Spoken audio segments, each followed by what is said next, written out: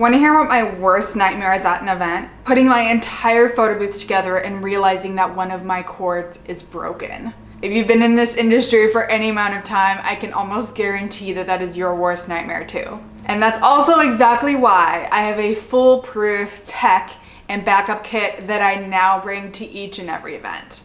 And today I'm going to share with you what is in my tech kit and backup kit and what I recommend that you need for yours. I'm Nicole, this is Own Your Moment Co, and let's get started. When you first start your photo booth business, it can be super daunting to think through every possible thing that can go wrong, especially because you don't have a lot of experience to know what could go wrong. So in this video, I'm going to show you what I recommend you start out with and also kind of show you what your backup kit could ideally look like. If you have a salsa photo booth like me, then you'll know that it has 3 cables that you connect to one another to power the photo booth. You have the DC extension cable. This one connects to the head of the photo booth. Connected to that is the power supply cable. Then connected to that is the AC power cable, which looks like this.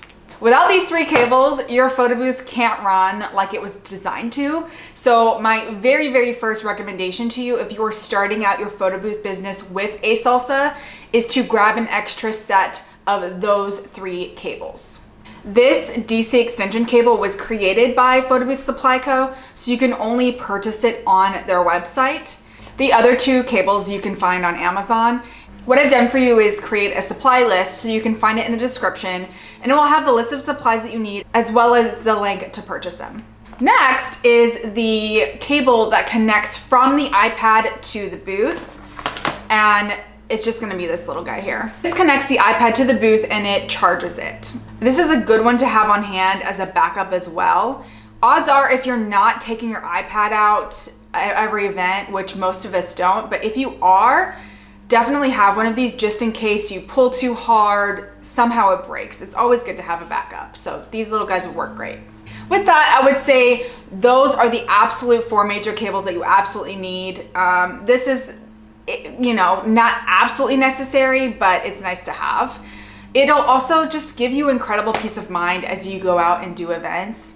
I have heard so many people who don't have these backups and then some tragic thing happens and their cord was severed or crushed or something ran over it and somehow it was destroyed. So just trust me, make sure you have these cords in your backup kit. Next up, I'm going to show you just a little visual of how I store my backup kit within a bin. It's a thin bin. It's kind of designed and made for paper, but it actually fits perfectly, and I can stack 3 or 4 of these in my larger bin. So it just keeps everything organized. So everything that I need for my backup kit is stored within this little bin. I also have nuts and bolts, extra handles, kind of everything that I need that involves the salsa booth I have in store in this bin itself. The next thing I have in my entire big backup kit is an extension cord. Go ahead and get an outdoor-indoor one and get one that I would say that is like at least 10 feet, 15 feet or longer. Always be prepared with an extension cord, and then you're also going to need a power strip. I carry several of these, but anytime you're going to be printing especially, you're gonna wanna have something that has a lot of plugins because it's gonna be your photo booth, the printer, the dongle, even additional lighting. If you're having those plugged in, you're gonna need a lot. So this one has 6. I would definitely recommend at least having a power strip that has like 5 outlets at minimum. Some not super essential, but minorly essential items that you can eventually add to your kit are, like what I said, the nuts and bolts of the booth, the tilt lever, the lever nut, the hinge knob. Those are all little things you can definitely add to your kit when you have the financial means to. I just recently added that to my kit and I put it in a little container. Let me show you. I put this in this little container here and it has all the nuts and bolts, and I labeled it nuts and bolts, but it's all in there so it's in one neat spot. Okay, so next up in the essentials list, I would say is some sort of backup Wi-Fi or hotspot. I always bring a hotspot with me to events because I want my clients to have an absolutely seamless experience. And providing a backup is a way to not only present yourself as a professional, but it shows that you go above and beyond for your clients. I want to surprise and delight my clients, So that means that no matter the situation I encounter, I am overly prepared. I'll also say that I require in my contract that the client provides Wi-Fi, and if there is no Wi-Fi, they can request Wi-Fi for a fee. Even in that scenario, I kind of take it to a crazy level and I'll bring a backup hotspot with a different carrier. This is absolutely not necessary or something that you have to do, but in my area specifically, there are big dead spots for certain carriers. So I decided to get 2 hotspots so that if I'm not able to do a site visit and test the Wi-Fi, I know that I have a backup in case one carrier is just in a dead zone in that area.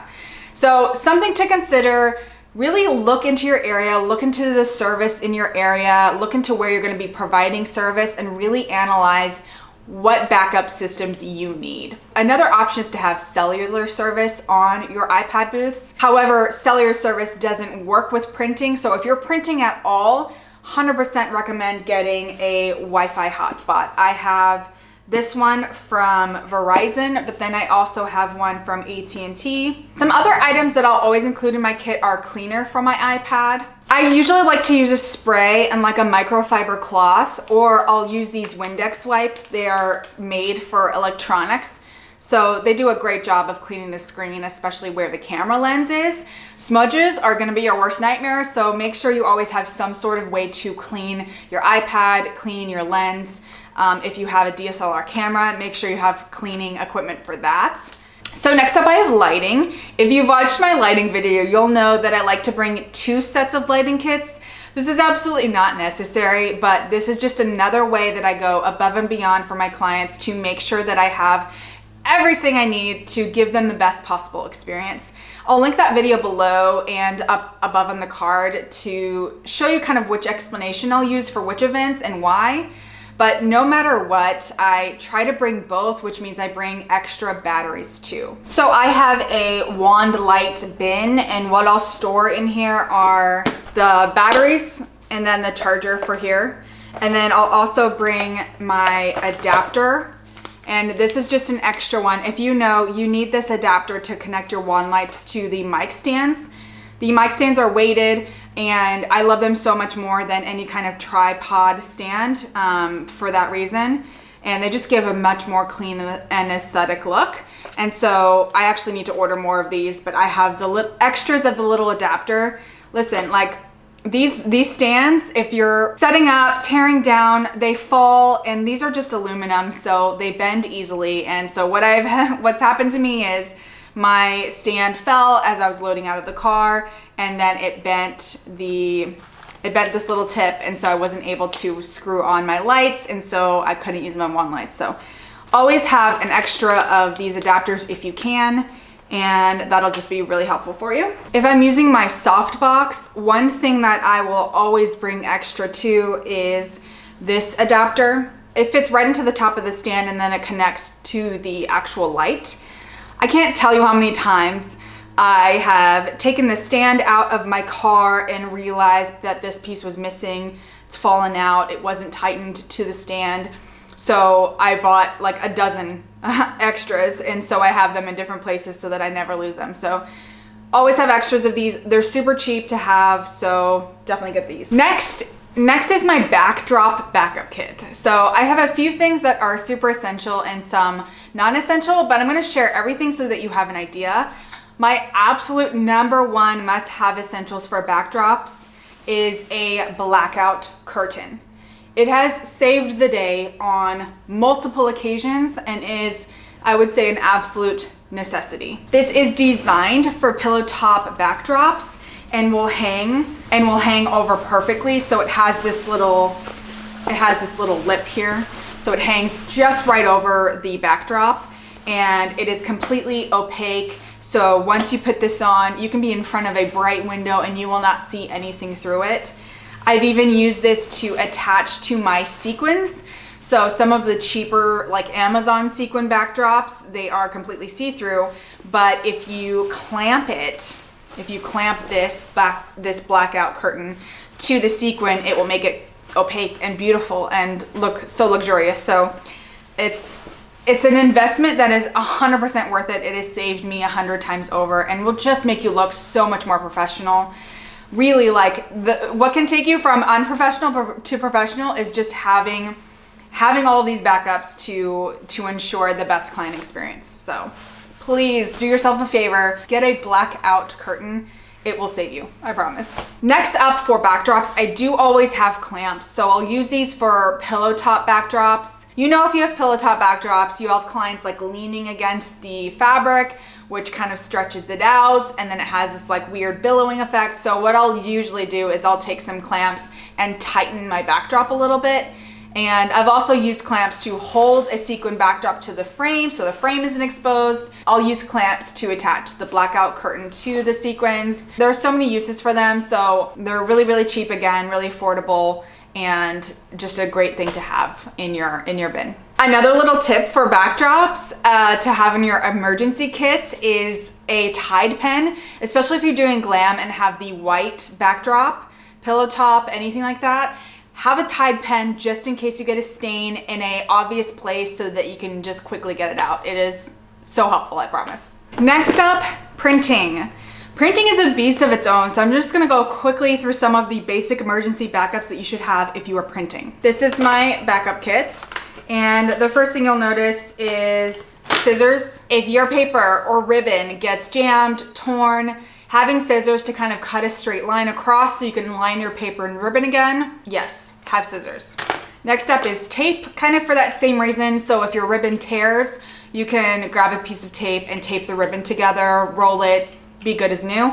You don't need it. It's not an absolute essential, but it's just nice to have. You can always just kind of roll it and be good to print again, but just good to have. And then if you can afford it, highly recommend a backup dongle. I keep it in this soft case within this bin. My Aircast Pro is in here. The power, the connector, all the cables are in here in one place. If you're printing with a Salsa or another iPad booth, you're gonna probably be using a dongle like an Aircast Pro. So try and bring a backup of that in case something happens to your initial dongle. I always have my WCM2 as a backup to my Aircast Pro just in case. But in the future, I'm definitely gonna be investing in having doubles of the Aircast Pro in my backup kit. Another thing to have is always have an extra roll of paper and ribbon for your printer.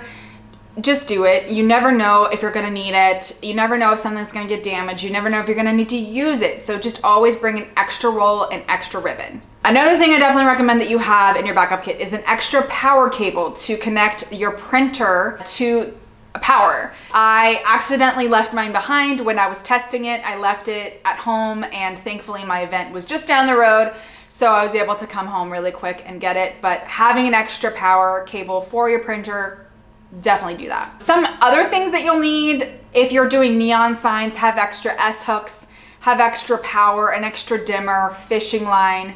You'll be able to use the scissors for the fishing line, but having those just in case you're using neon signs will be really, really good practice. The other bin I have is my power bin. So I kind of mentioned those kind of cords before, but in my power bin, I'll have an extension cord, a power strip, and I'll have a cord cover and gaff tape. Gaff tape is a must.